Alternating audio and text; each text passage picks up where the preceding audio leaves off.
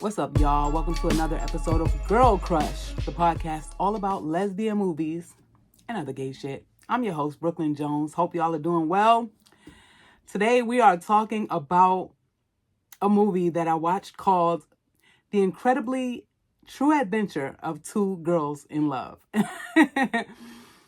When I tell you, this was like the sweetest, cutest,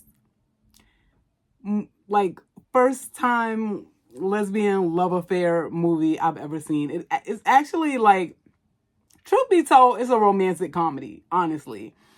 And I feel like anyone who's like curious or nosy and like to be in lesbians' business, especially about like how they came into who they are, how they came into their sexuality, how they got their first girlfriend, their first lesbian sexual encounter, their first lesbian kiss, all of that is included in this movie. So the movie is starring, believe it or not, it's starring Nicole Ari Parker and another actress named Laurel Holloman. Now, I had no idea that Nicole Ari Parker has been acting for so long, because this story is about two teenage girls. I'm pretty sure that the actresses playing in the movie are not teenagers, but they look teenage, so they're pretty young. So I'm guessing they're around 21, 22, but they're playing 17 and 18-year-olds. So it's about two girls, one named Randy, who is this young little tomboy white girl who is living with her lesbian aunts, because it turns out that she's been shunned by her mother, who is like in some kind of religious cult, and she feels like the lesbian lifestyle is an abomination and she wants nothing to do with any lesbians. So she ain't communicating with her child or her sister. So before I proceed, let me just let you know, spoiler alert, I'm going to be talking all about this movie. It might contain some spoilers. So if you want to watch the movie and then come back and then we can discuss it, we can definitely do that. But I just want to let you know that I'm not like tiptoeing around it and like trying not to spoil it. We going all out and talking about this movie. So the movie is about Randy, who is living with her two lesbian aunts. She is a high school kid.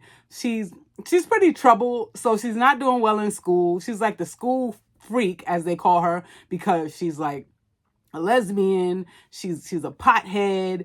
And I guess all the people at the school are supposed to be like the goody two-shoes types or whatever. So they're just like not feeling Randy at all. So she's like an outcast. She's not getting good grades or whatever. She lives with her aunts, who are just like super unconventional because they're two lesbians in a lesbian household. But I mean, they love their niece. They're taking the best care of her that they can.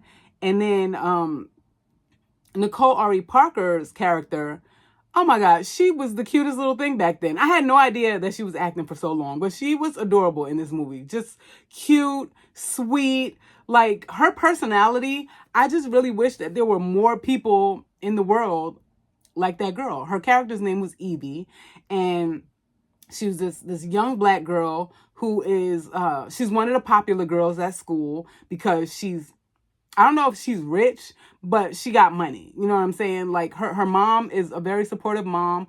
Her mom travels for work. She has some kind of fancy job. I forgot what it is, but they travel to like Paris and all of these places. And then her dad also has some kind of fancy job, but her dad is not in the household because he and the mom divorced and he married some white woman, which pissed the mom off. But the dad feels kind of guilty for not being a present father in her life. He lives like in a whole nother state. So to make up for it, he overcompensates by showering her with like gifts and money. So she drives a Range Rover. They live in a fancy ass house. So she's a popular girl. She's popping. She's cute.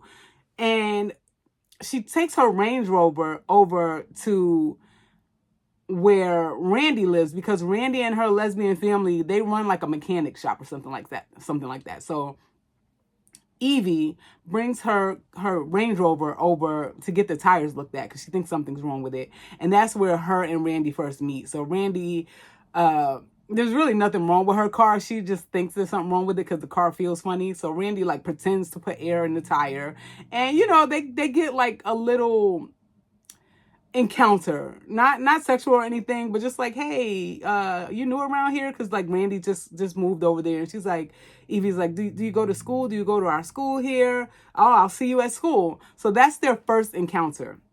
Their second encounter, they end up meeting at school because Randy gets fussed at for having bad grades, and she gets kicked out of the classroom, and she's in the bathroom throwing a little fit, and she encounters Evie in there who's crying because she had some kind of little argument with her boyfriend. She had some clingy, goofy ass boyfriend named Hey Jay, who I guess is like, I don't know what their argument really is about, but from what I gather, he's trying to make things more serious than she is interested in making it. Like he's trying to push her into some stuff that she ain't really feeling. And she's like, yo, you know, you gotta chill. And he's like, well, are we breaking up?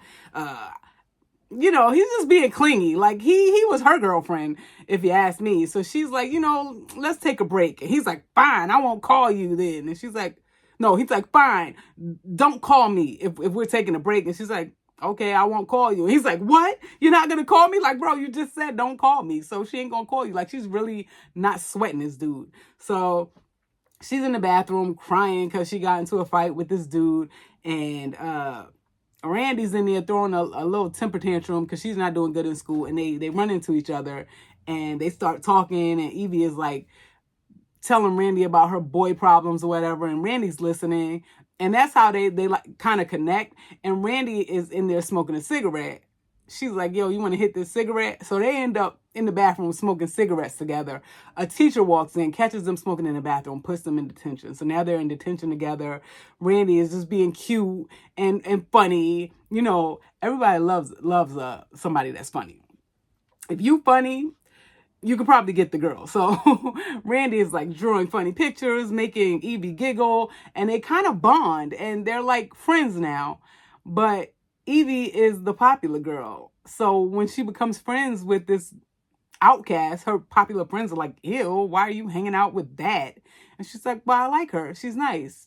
She's cool. They're like, ew, how could she be cool? She's not cool. She's a freaking pothead, loser dyke. And Evie's just like, so what? Like, I like her. Who cares what she likes? Who cares what she does? Like, she's just mad cool, and she doesn't care what her friends think. So I just love that about her. Like, she's not like scared to tell her friends that she's hanging out with the school dork. You know what I mean? She's like, whatever. I don't care if y'all don't like her. I like her. So Randy, her only friend in school is a gay dude. So again, just like the last movie, the tomboy lesbian is hanging out with the flaming gay homeboy, and they're getting along fine.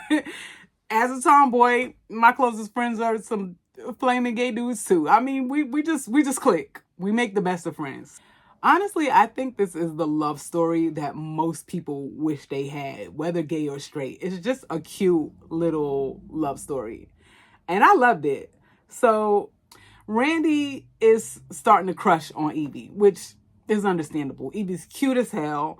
She's popular. She's cool. She's very sweet. That's the thing I loved about her character. Like, even though she was a popular girl, she wasn't bitchy. She wasn't judgmental. She was just like really sweet and open-minded about everything. And Randy like slipped a note into her locker. You know, being a kid, what bands do you like? Want to hang out? That type of thing. And Evie doesn't respond right away. So Randy's kind of freaking out, like, oh, she didn't respond. Overthinking. As an overthinker, I totally understood where she was coming from. She was like, I shouldn't have put that note in there. She probably thinks I'm corny. She probably thinks I'm a weirdo. Her friends are probably talking about me. What if she doesn't talk to me anymore? What if she hates me? Just thinking the worst of everything. And her aunt is like, you need to chill out. Maybe she didn't even get the note. Maybe she didn't read it yet. Like, calm down. And she's like, oh my God, you're right. Maybe she didn't get it. Oh no, maybe somebody else got it. What if somebody else opened her locker and read my note? They're going to laugh at me. They're going to make fun of me. She's just like overthinking. I totally resonated with that because I'm like the overthinking queen. I think the worst. I like I don't know how many times I've like text somebody and then I was like, oh my God, maybe I shouldn't have said that. I actually, like literally yesterday, I was talking in DM with somebody on Instagram and I cracked a joke that, I mean, I thought it was hilarious, but I see why it could be deemed offensive. And after I cracked the joke to them, I was like, maybe I shouldn't have said that out loud. And the person never responded. Like, they were responding to me. And then after I cracked that joke, they never said anything else. It doesn't even say that they read it. Like, in Instagram, you can usually tell, like, if it was seen. It still says sent. So I don't know if they saw it and put me on restricted. Look, I'm overthinking. I don't know if they read it and was like, this bitch is whack. I don't like that joke that she cracked. I'm never talking to her again. Like, they didn't block me, but I noticed that they stopped responding. Now, for all I know, they probably didn't even see it. They're probably busy. Who knows? But I'm like, oh no, they probably saw that joke and took offense to it. And now they think I'm an asshole. Who knows? Tomorrow they might respond and be like, that was hilarious. I have no idea. But like the overthinker in me is like, maybe I shouldn't have said that. Now they probably hate me. But the older I get, the less I'm starting to care. So part of me was like, oh no, I probably offended them. Now they probably hate me. And then part of me was like, oh well, if they hate me, who the fuck cares? Like, I ain't gonna get richer or poorer because this one person doesn't like me. You gotta stop caring. It brings peace to your life, honestly. So I don't know if that person thinks that the joke that I cracked was funny.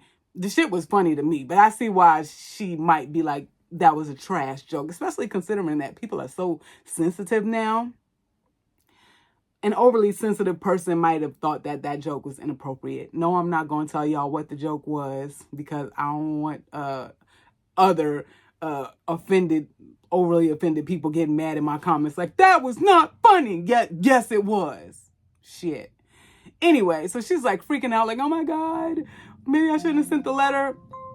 And while she's freaking out, her aunt, like, I told you not to worry, look, and Evie is like approaching. So she comes over and she's like, I think I'm having a problem with my car. And her aunt's like, oh, I'll come look at it. And Randy's like, no, let me go look at it. And her aunt's like, you barely know anything about cars. And she's like, let me look at it. And Evie's like, yeah, it's okay. She can look at it. And she's like, okay, let's a 17-year-old who don't know shit come look at your car. And I'm like, bro, read the room, auntie. She don't want you to come over there because there's nothing wrong with her car. She's there trying to talk to Randy. But she used her car as an excuse. So, get the fuck out of here.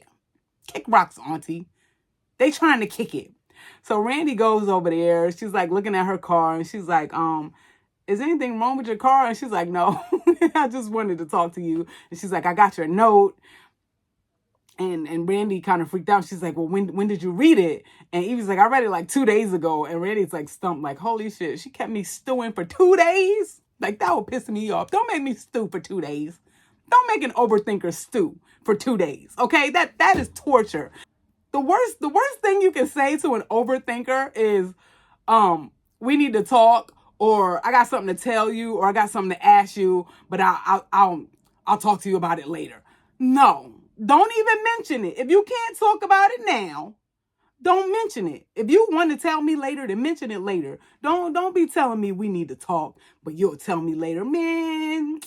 That shit will piss an overthinker off because an overthinker will sit there thinking about it all day, making up the very worst scenarios in their head. Shit that ain't never going to happen. If you're an overthinker, you're going to sit there thinking about all the worst shit that they're going to say. And usually when you find out what it is, it'd be the dumbest shit. Like, you could have told me that now. I think that's a way for people to get attention, honestly.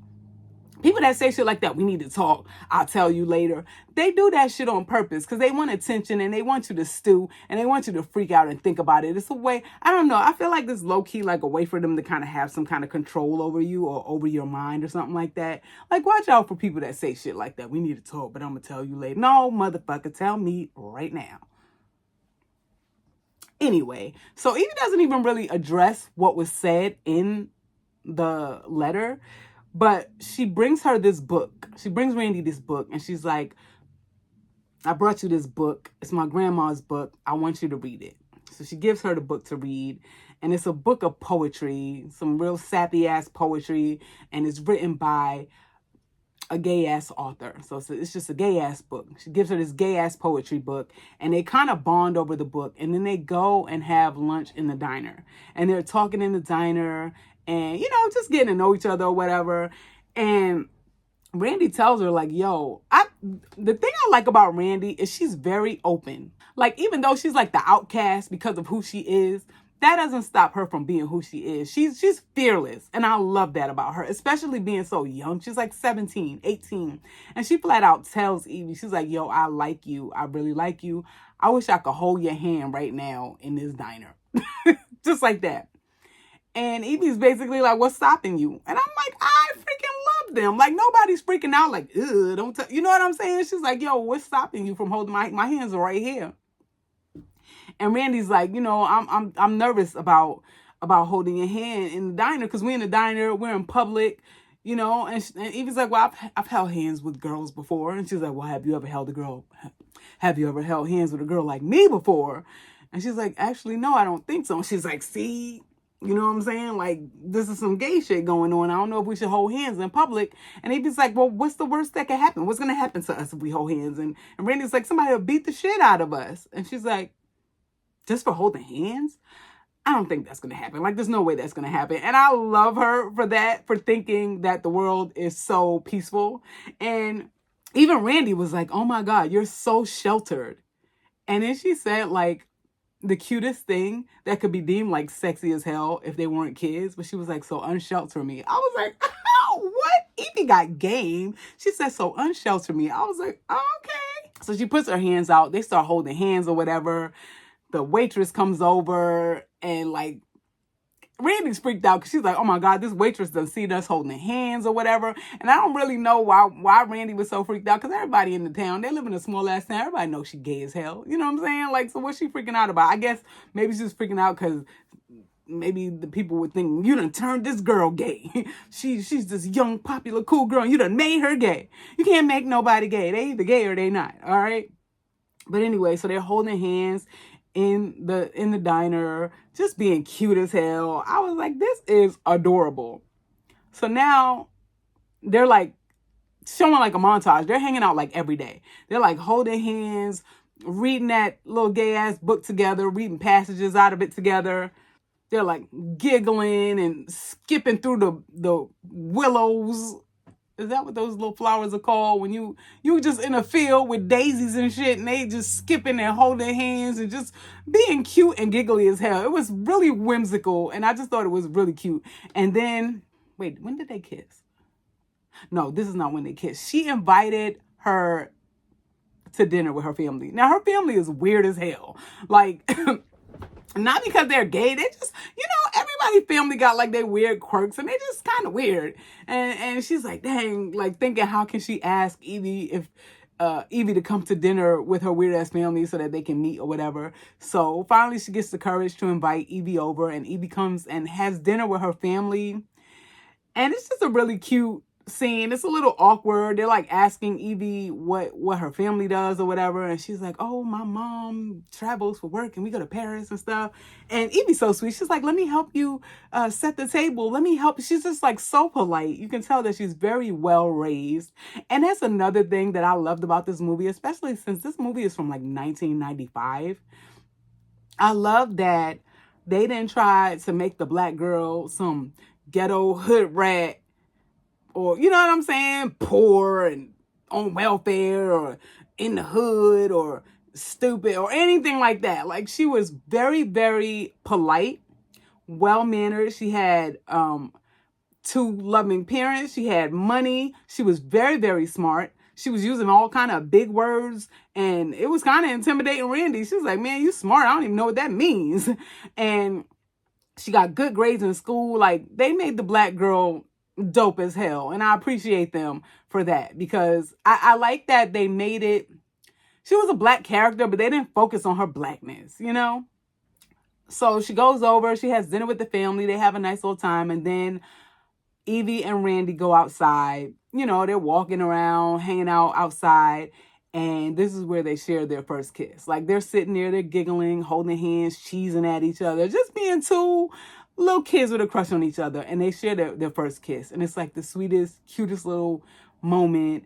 And then it shows Evie talking about, that's the first time she's ever kissed a girl. She doesn't know what to do next. And they're both just like totally smitten with each other.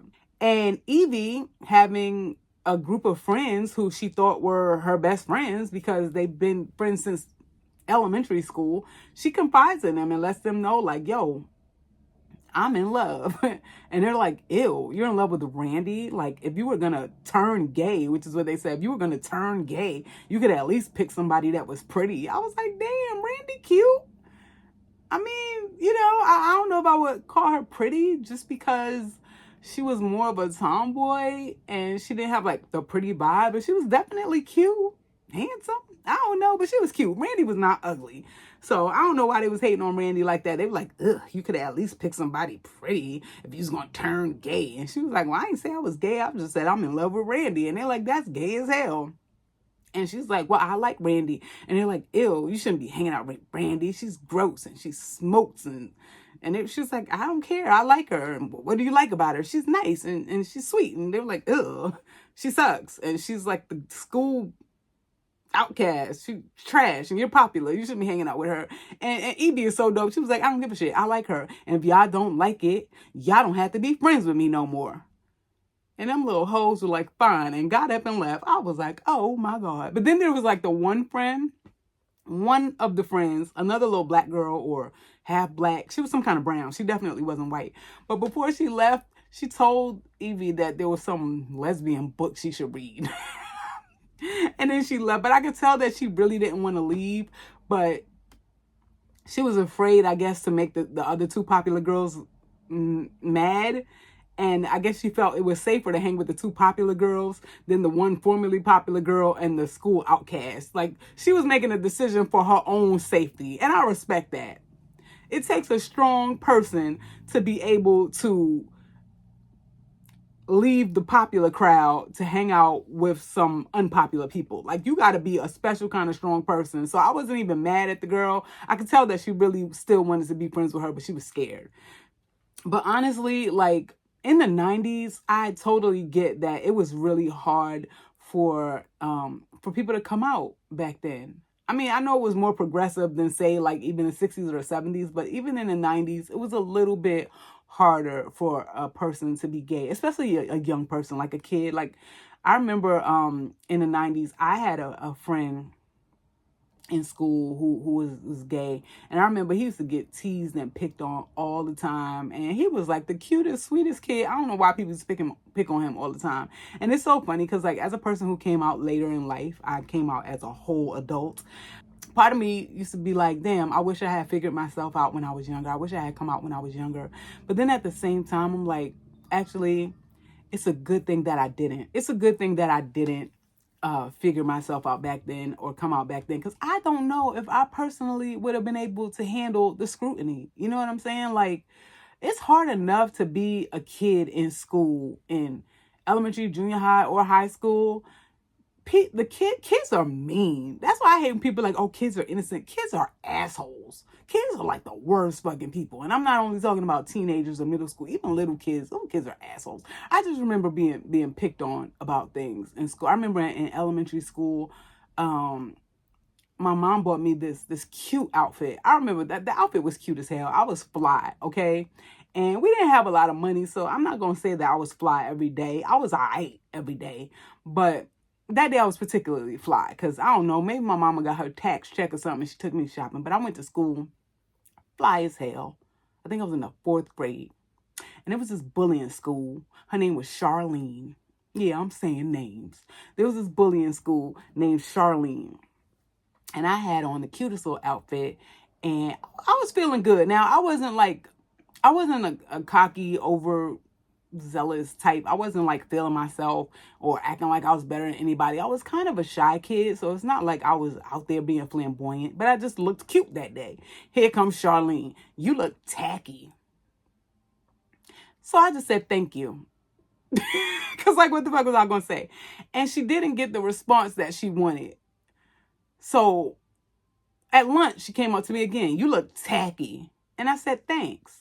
And she probably told me I looked tacky about 2 or 3 more times that day. Every chance she got, She had some little backup bully too. They were fucking Bebop and Rocksteady. Remember them? That's who they were in school. Bebop and Rocksteady. Here come Bebop and Rocksteady. You look tacky. So I said, thank you. So finally, Charlene just didn't understand why I kept thanking her, because I guess she wanted to fight. You know what I'm saying? I'm a lover, not a fighter. Now, don't take my kindness for weakness, because if you put your hands on me, I'm going to beat the hell out of you. But I don't just be fighting and going around acting a fool. I was very chill, polite. I was a very sweet kid. Anyway, she comes up to me and she said, how come every time I say you look tacky, you say thank you? And I politely said, because I know that I don't look tacky. I know that I look really nice, and you're just jealous. The look on Charlene's face, she just turned around and walked away. She didn't know what else to say. She never said another word to me. She never told me I looked tacky. She never said nothing to me. She never bullied me again. So even though I didn't like buck up at her or try to fight her or anything, I feel like I stood up for myself in that moment. And that was the moment that taught me to speak up for yourself. Because kids are assholes and they'll pick on you. And that was like the 4th grade. So I say all that to say kids are assholes. And I can imagine how hard it would be to be a gay kid in school in the 90s. Because they was picking on you for anything. They was picking on you for your clothes. If you was rich, they'll pick on you because you think you better than everybody. If you poor, they pick on you because you're poor. If you're white, they pick on you because you're white. If you got nappy hair, they're going to pick on you for that. Your hair is red, they're going to pick, like, they picked on everybody. So to have to deal with that, and then on top of that, being gay, ain't nobody trying to deal with that. So I always, like, really kudos and admire kids who live in their truth and come out at a young age. Even, like, high school, college, like, if you're young and you're out, man, you're a strong individual. Like, you should be proud of yourself. Even now, like, I know that nowadays it's more accepting to be gay in certain regions of the country and the world. But I know there's a lot of places that people are still closed-minded and ignorant, and people are still getting shunned and rejected by their friends and family when they come out. People are still getting picked on in school for being gay, for being trans. People are still catching hell for that. So if a person young can come out, that is like huge. And honestly, even if you old, even if you a young adult, a middle-aged adult, an old adult, if you're brave enough to come out, you're doing big things. You know what I'm saying? Because I know that even as an adult, it could be a scary thing to come out, depending on the type of family you have, the type of friends you have, the region that you live in. Because if you live in certain parts of the world, they're still very closed-minded, and they'll still treat you like dirt. That's why a lot of people, like gay people, you see them move to places like New York, LA, Atlanta, Chicago, like big cities, because it's more accepted in big cities than it is in small towns. A lot of people from small towns have to get away from their family and their friends because they're not letting them live. Let people live. I don't understand why people care so much who somebody loves, who they sleep with. It's such a small part of your life, a small part of who you are. People are not who they sleep with or who they love. There's so much more to a person than that. And I don't understand why anybody cares who somebody sleeps with. Why do you care if somebody is gay? Like, I literally don't care if somebody is gay or straight unless I'm interested in them. Like, why you care if I'm gay? You interested? Are you trying to holler? Why you care if that dude's gay? That's why I always be looking sideways at dudes who are so pressed about a man being gay. Are you gay? Because what the fuck do you care what this man is doing? Why do you care what another man is doing in the bedroom? Unless you interested. I ain't never sit here thinking about what somebody is doing behind closed doors. I don't care. I really don't want to know. So y'all need to check yourself, because the people who speak the most out about gay people, y'all be sounding gay as hell. And if you think about it, like, a lot of the politicians who be trying to, like, outlaw gay this and outlaw gay that and against gay this, against gay that, a lot of times they get caught with their pants down doing some gay shit. So y'all need to chill with the self-hate. And to all the young people who are gay right now, whether you're in the closet or out, look, don't let anybody steal your joy. And even if it's hard right now, please know that it gets better. It definitely gets better. And I know a lot of people are like, well, how would you know? Like, because you came out late in life and you're accepted by your family. Like, part of me sometimes feels kind of guilty at how easy my coming out story was, because it was just like really seamless. But my mom is the type of person who always made me feel safe and always let me know that I can tell her anything. So I was never scared to tell her. Like, the only reason I didn't tell her at first is because I wasn't sure. Like, it was something that I had to be absolutely 100% sure about before I was going to tell anybody. Because if you come out the closet, you can't go back in. You know what I'm saying? Like, you can't put the toothpaste back in the tube. So I wasn't going to go around telling people I was gay if I wasn't. I had to make absolutely sure. So I didn't tell my mom until I went on my first date with a woman. I went on my first date because it was like the moment of truth for me too. Because I was like, I know that I'm attracted to women, but is this real or am I tripping? Like, is it all in my head? Let me go out on a date and see what it feels like to be on a date with a woman. Like, am I gay for real or am I just bullshitting, you know? So I went on my first date with a woman, and honestly, it was the best date I ever had. Now, I'm not going to say I've been on a million dates with dudes, but I've been on dates with dudes, and no matter how cool the date was, how much fun we had or whatever, it never felt right. It always felt uncomfortable, awkward. It didn't feel right. And then when I went on the date with the girl, I was like, this feels right. Like, I didn't feel awkward. I didn't feel nervous. Nothing. I wasn't scared she was going to kiss me at the end of the night. Like, when I was on dates with dudes, I would always be scared they were going to kiss me at the end of the night. And honestly, if you're with somebody you like, you're supposed to want them to kiss you at the end of the night, right? Like some of them I have been on a couple of dates with. So I should want a kiss at the end of the night. And I used to be praying like, God, please don't let this guy try to kiss me at the end of the night. That's not normal. I thought it was just nerves or jitters. And it's not. It just wasn't it.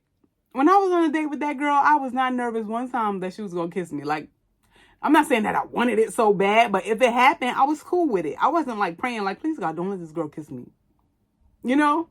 So I was like, yeah, I'm gay as fuck. Like, I know for sure now. And once I realized it, then I told my mom. And she was cool.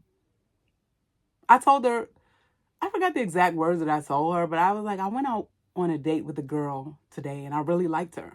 That's how I came out. And my mom said, well, I'm glad that you found somebody that you like. And that was it. That was my coming out story. And honestly, I didn't like come out. I didn't have like a coming out party and just go around coming out to all my friends, because it ain't none of nobody business. Like, I just lived in, once I realized who I was, I just lived in my truth. I started doing gay ass comedy shows, because you know I'm a comedian, right? One of my first comedy shows, once I was out, it was literally called the Gay Ass Comedy Show. What's it, the Gay Ass Comedy Show or the Gay as Fuck Comedy Show? It was something like that. And I think that's how I came out to like my friends and my family officially.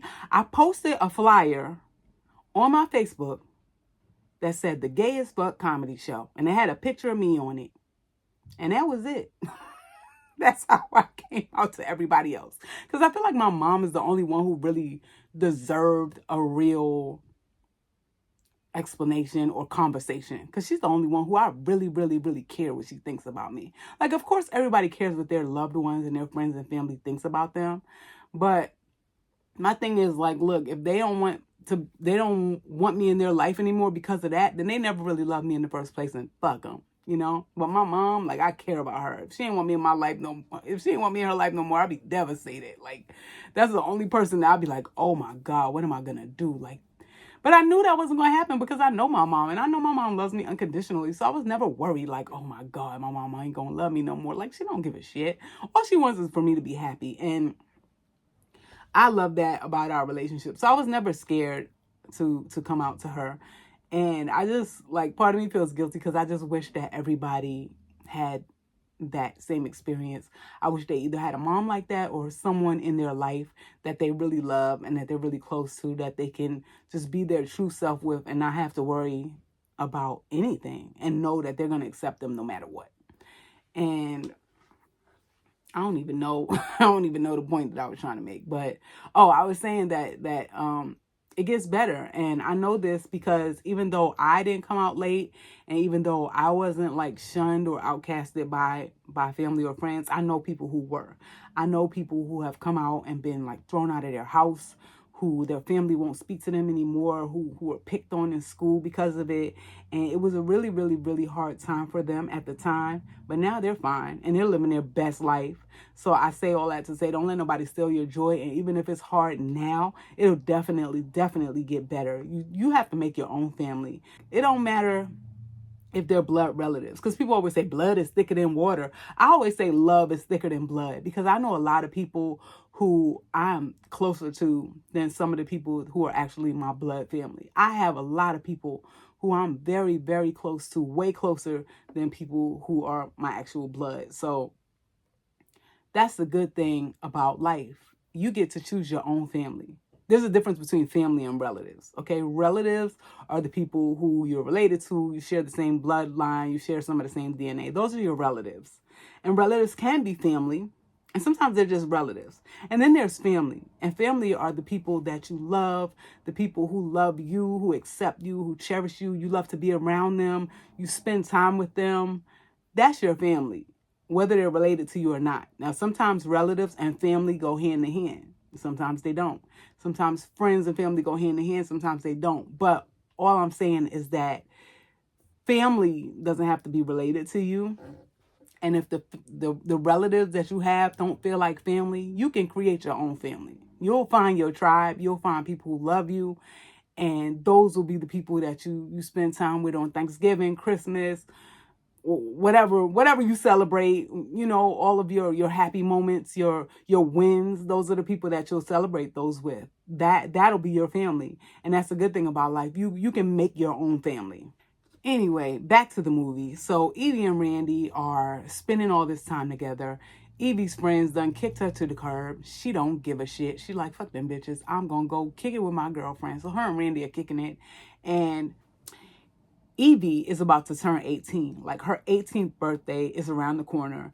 And her mom is kind of upset because, 18 is a milestone birthday. And her mom has to go out of town for work. She has to go, like, to another state, I think, for some work conference.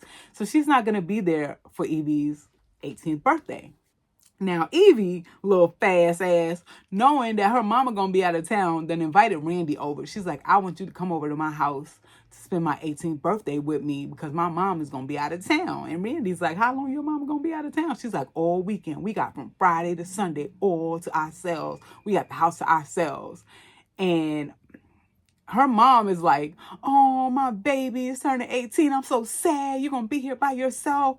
And Evie like, Mom, just get the hell out. Like, I got plans. She ain't telling her that. But in her mind, she's like, yeah, here's your bag. Here's your hat. What's your hurry? She's trying to get rid of her mama because she know Randy coming over. And her mom's like, oh, don't worry. I'll be back. She's like, you know what? I know at midnight, I'm going to call you at midnight. So make sure you're by the phone at 5 to midnight because I'm going to call you at midnight to wish you a happy birthday, my baby. And she's like, yeah, all right, get out. So her mom leaves. Randy comes over. Child, they having the best time. They in there cooking. They done cooked every food in the house. They done cooked food. They done cooked dessert. The house looked like the Last Supper. The Last Supper when the spread was just like food everywhere. You would have thought it was Thanksgiving for a whole family of people. And it's just the two of them just cooking everything. They drinking wine, cooking, smoking weed. They're just living their best life. Now they're a little tipsy. They laid out on the kitchen floor, full of food, full of weed, full of wine. They start making out. They're kissing. They take it to the bedroom. They start taking off their clothes. I'm like, oh my God. Teddy's not made appearances. I'm feeling a little bit uncomfortable because these are supposed to be teenagers. I'm like, am I supposed to be watching this? I feel like a perv right now watching this. I know in real life, these people are in their 20s and on the show, they're 18. And I guess the way I justified it was that back then, had I watched that movie in real time, the people in that movie would have been older than me. So I'm not a pedo watching this because these people are older than me in theory. But it still felt a little bit uncomfortable watching this little lesbian love scene between two teenagers.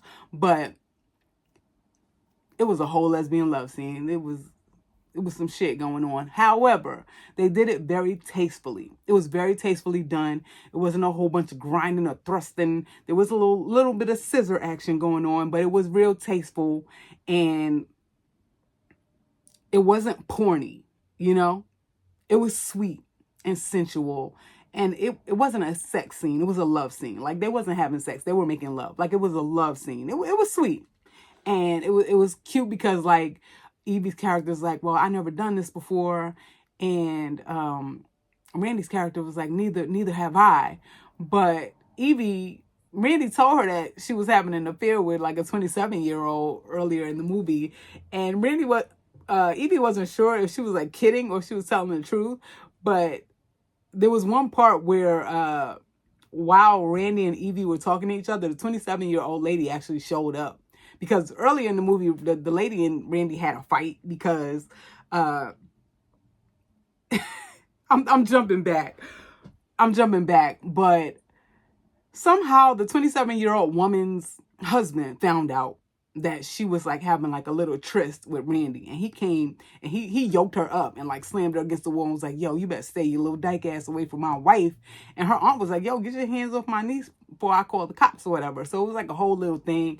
And then once he left, she had like a bruise on her neck, and that's when Evie showed up. But Evie was like, yo, what happened to your neck? She's like, oh, a big ass ugly bug attacked me. But after, like, while Evie and Randy are talking, after the dude left, the woman came and she's like, oh my God, are you okay? I know my husband came over here and roughed you up. And Randy's like, I'm good. And that's when the lady saw Evie, and she's like, oh, so you got you another somebody now. And it was like an awkward little moment or whatever. And once she left, Evie was like, oh shit, you really was messing around with a 27-year-old. And she's like, do you love her? And she's like, no, I don't love her. She's like, I love you. Whatever. But that's the backstory. So that's how Evie found out that Randy was messing around with a 27-year-old. So when they're in their little love scene, and Evie's like, I never done this before. And Randy's like, me either. She's like, girl, you lying. Yes, you have. Because you've been messing around with that old ass woman. And she's like, no, I never done this before. So I'm guessing that maybe Randy and the woman were just like making out or whatever, but they never took it to the next level. So anyway, they had their little love scene. Mind you, in the middle of them having their little sexy moment, the phone starts ringing. Because remember, her mama says, stay by the phone because at midnight, I'm going to call you to wish you a happy birthday. She didn't even hear that phone. They were having too much fun in that room for her to even notice the phone. So the phone just ringing and ringing and ringing, and they just doing and doing and doing. The phone stops ringing. They fall asleep. It's the next morning now. They all hugged up in the bed, butt ass naked. Next thing you know, the freaking door opens. The front door opened, y'all. Evie's mama came home early to surprise her for her birthday. She walks in with gifts. She's like, oh, baby, I'm home. Oh, my God. The way my heart dropped when she opened that door. And then she saw her house. Because, you know, I told you, they ate everything in the kitchen. They cooked. They left the kitchen and the dining room a freaking mess. It looked like a food tornado hit that place. It looked like almost like they had a food fight. Like, food was everywhere. On the floor, on the table, empty bottle of wine, glasses, it was just a mess. And her mom was like, oh, hell no. What the hell happened to my house? She looks down. She sees some big old combat boots. She's like, whose boot is this? She's like, where the hell is my child? What the fuck happened to my house? So she's like, yo, where is Evie? She's like, calling, and like while she's walking through the house, Randy wakes up. So she's like, yo, Evie, I think somebody's in the house. But Evie's asleep. And she's like, yo, wake up, somebody's in the house. Evie is ignoring her. She's like, leave me alone. I'm trying to sleep or whatever. So the mom goes in the kitchen. She sees her kitchen. She sees her dining room. She goes up the stairs. There's clothes thrown all over the place. She's like, what the hell? She busts in Evie's room and ain't nobody in there. The room is clean. Evie's room is fine. She's like, what the hell's going on? She walks down the hall, busts open the door to her bedroom. Y'all, why was they doing it in her mama bed? Oh, I was like, Evie got a lot of nerve. I'm like, Evie brave. She must not be scared to die. But I guess she just didn't expect her mama to come home so soon. Her mama bust that door open. She seen Evie in bed with she seen Evie in bed butt naked with somebody. She was like, oh, hell no. But this is the funny part. She sees Evie and somebody in the bed together, right? She starts screaming, going off. You think she's going off because her child is in the bed butt naked with somebody. No, in pure black mama form. You know what she's screaming about? You left my kitchen a mess.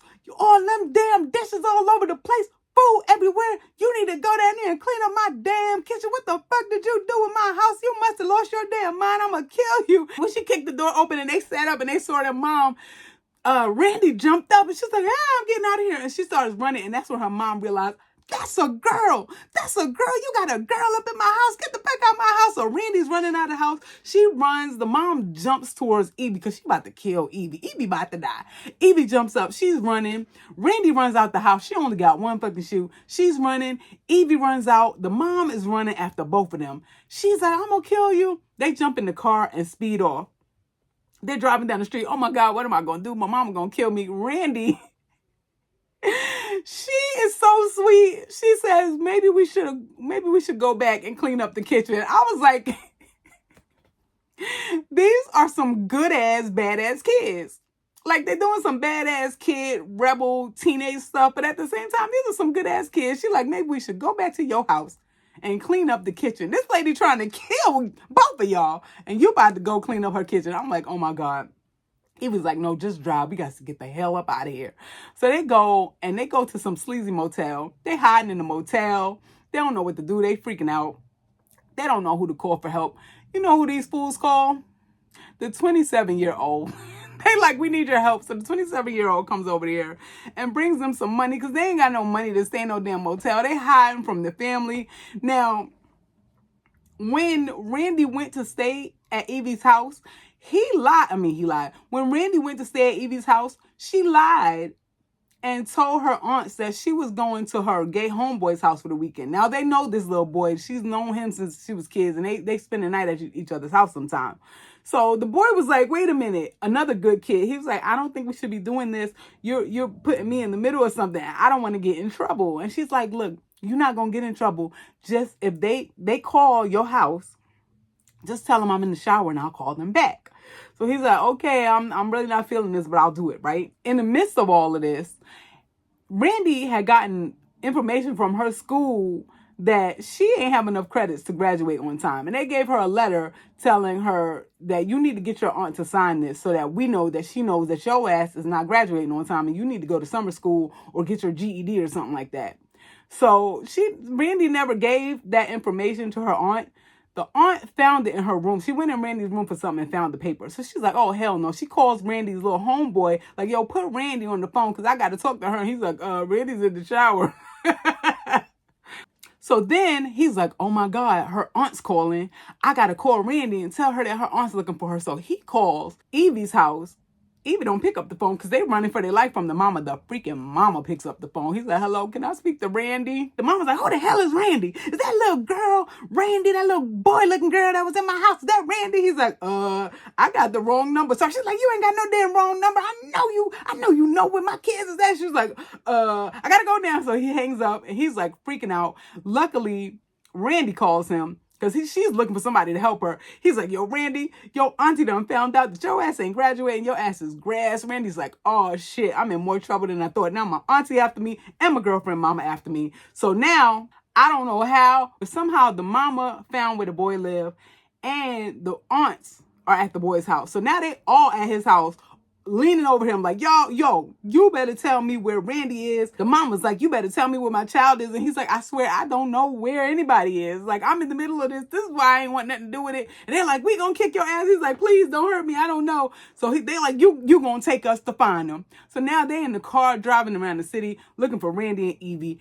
Everybody's after Randy and Evie. They finally, like I told you earlier, Evie drives a nice Range Rover. Everybody in that little raggedy town ain't got no Range Rover. So they saw her car in the motel parking lot. So they pull up to the motel parking lot. They're like, Evie, Randy, we know you in here. Evie and Randy are shook. They're like hiding in there. The freaking husband of the 27-year-old, he done showed up. he's like, I know, I know you ain't here with that little dyke. And she's like, no, I'm not here for that. Like, it was just like chaos. Everybody's looking, they knocking on different hotel doors. Everybody's like, we don't know no Evie and Randy. Evie and Randy are in the hotel room. They hear it. And they're like, oh shit, what are we going to do? And they start acting like hostages. They're like, we need to make some demands.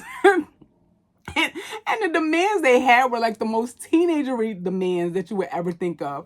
Like, Evie was like, okay, what kind of demands should we ask for? And she's like, I want to graduate on time, and they're gonna let us be together. Like the stupidest shit. I'm like, this is so hilarious. While all the chaos is going on, Evie's 3 little popular friends just happen to be driving down the street. The little girl that told Evie to read the lesbian book, she's in the back seat reading the lesbian book. I guess she wants to know all about lesbians and just wants to understand, like, what the fuck they see in other women and, like, the whole thing. While they're driving, they're like, hey, isn't that Evie's car? They're like, where? Oh, that is Evie's car. They get out to go over there to see, like, what all the chaos is about. So now it's the aunties, the mama, the husband, the 27-year-old, and the 3 best friends are all like standing there looking for Evie and Randy. It is crazy. But the cool thing about it is I think that Evie's friends were looking for her because they felt bad about abandoning her. So they kind of like wanted to rekindle their friendship because the vibe was like they wanted to be friends again. So long story short, which this was not a short story. This is almost an hour long, but they end up coming out, and while they're outside, everybody's yelling at them, and they don't know what to do. So they both put their hands on their ears, and then they put their hands on each other's ears, and they put their foreheads together. So they're just like in this moment together, just like love. It was just like a sweet, loving moment. And then it ended with like, I think it was Evie's voice doing some kind of lesbian love poem or whatever. But it ended with them just like being out in front of everybody and just basically letting them know like, yo, this is what it is. We love each other. Y'all gonna accept us for who we are, and it's gonna be what it's gonna be. And it pretty much ended like that. And I just loved it. I loved how it ended. I think that Evie and Randy are gonna be okay. And I just think that anybody who loves a good love story should watch it, whether you're gay or straight. I think it's a really sweet love story about 2 young people finding themselves, learning about themselves, navigating life as teenagers and young adults, and about the people in their lives coming to terms with them being adults and being their own people and living in their truth and being who they want to be. And you're just going to accept them. If you want the people that you love in your life, you have to accept them for who they are.